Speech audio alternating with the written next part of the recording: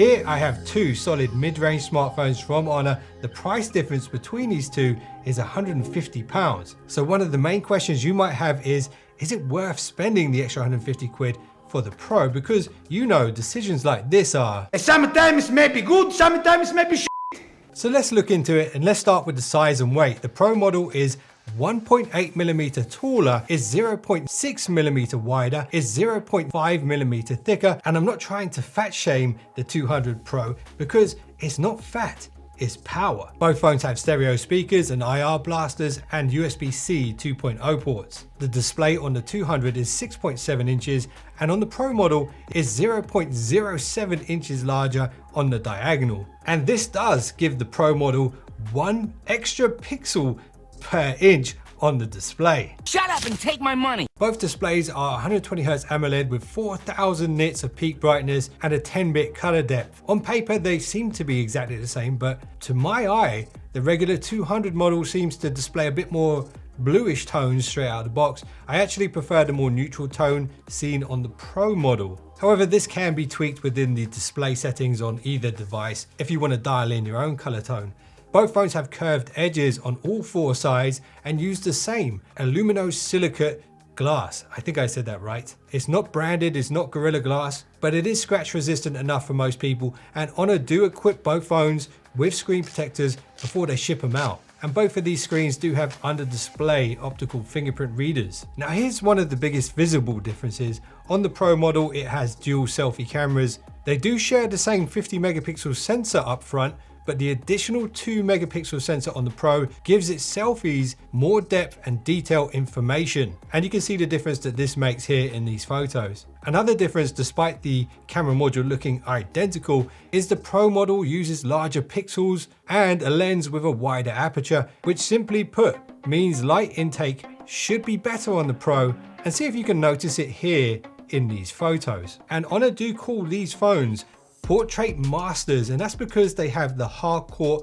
portrait photography mode, which has this really nice lighting effect. There are 3 filters to choose from, and here's one of me looking particularly pissed off in Mexico because it was so damn hot and someone was taking far too long to take the photo. So that's not the best example of what the hardcore portrait photography mode can do. So here's a better demonstration of it. Here he is, Britain's next top model. It is Paul from the Geeky Stuff channel. Shout out to Paul. Go check his channel out. Now the other 2 sensors are exactly the same on both phones, with a 50 megapixel telephoto with 2.5x optical zoom and 50x digital zoom, and they both have the same 12 megapixel ultra wide cameras as well. Now if you're seeing a difference here between the ultra wides and the telephotos, even though they have exactly the same hardware, it's likely due to the fact that they use different image signal processing because they have different Qualcomm chips. Which brings me nicely onto a very big difference between these two phones that you can't see. So the Honor 200 uses the Snapdragon 7 Gen 3, and on the 200 Pro, you get the Snapdragon 8S Gen 3. And to give you some context of how the two chips vary and how they stack up against other phones, here are the benchmark results on Geekbench. So you can see the score on the Pro model is 4,800. That puts it just below the Galaxy S23. The score here, the multi-core score on the regular 200, 3,177. That puts it in line with the S21 Ultra. So pretty decent there. On the single core, the Pro model is in line with the S23, and the non-Pro model is somewhere around here, just below the S21. So it's pretty clear that the 200 Pro is undoubtedly more powerful. However, the Honor 200 seems to be more stable in terms of performance over a longer period of time. So that's pretty good. Now, something that's worth noting here is that the Pro model not only has the better chip, but also has the addition of a kind of signal turbo booster. Honor has equipped the Pro with their own RF enhanced C1 Plus chip, which does mean you'll get improved connectivity in lower signal areas in comparison to the 200. The battery life is identical on both of these phones with a 5100 mAh battery, and they both support Honor's 100 watt supercharged speeds. However, there is no charger in the box with the European models. What? But you do get a nice clear silicone case for a little bit of added protection on the back, and the charging cable. And the reason these phones have a slightly larger battery than a lot of other phones is because they do use a silicon carbon battery, which might take up the same size as another battery, but because it's a bit more dense, it holds that bit of extra power. And the 200 Pro model does have an additional charging trick up its sleeve. Remember, it's not fat, it is power, and it does support reverse wireless charging on the back of the device. With that said, the 200 does support reverse charging, but only via a wire, and the Pro model also has that feature too. In regards to connectivity, they are the same. They support 5G, Wi-Fi 6 and Bluetooth 5.3, and the software is also pretty much identical with Magic OS 8.0 over Android 14.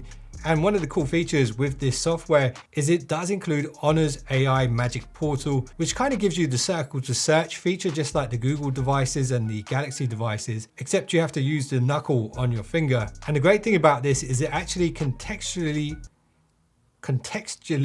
suggests what you might want to do with that area that you've highlighted. When you drag it across to the side, you get 3 years software updates here, taking these up to Android 17 and 4 years security updates. So that's 4 years of not having to worry about hacker. So my advice for you is you got to weigh up the pros and cons. The pros for the Pro model is reverse wireless charging, the one additional pixel you get on the display, and generally a better display overall, as well as the better selfie and main camera, better connectivity, plus the upgraded graphical performance and processing. But is that worth 150 quid to you? No, really, I'm asking. Is it? Now, if the camera quality in the samples I showed you look good enough on the regular 200 model, and you don't really do any heavy gaming or heavy tasks on your phone, and you never reverse charge anything at all, and signal is not a problem in the area that you live in, well then, maybe you should save the extra money, and maybe you should send some to me. Now, if you're looking for the best of the best and a true flagship from Honor, then I can highly recommend their flagship, the Magic 6 Pro. That phone is top tier, and I believe at the time of this video it's around £150 more than the 200 Pro model. And I did review that one, so that thumbnail's on screen right now. I do think it's definitely worth a look because you get a lot for that extra £150. That phone is a beast. And if you're not familiar with Honor yet, always remember, it's not who I am underneath, but what I do that defines me. Appreciate you guys for watching this one. I will see you in the next one. Don't be late.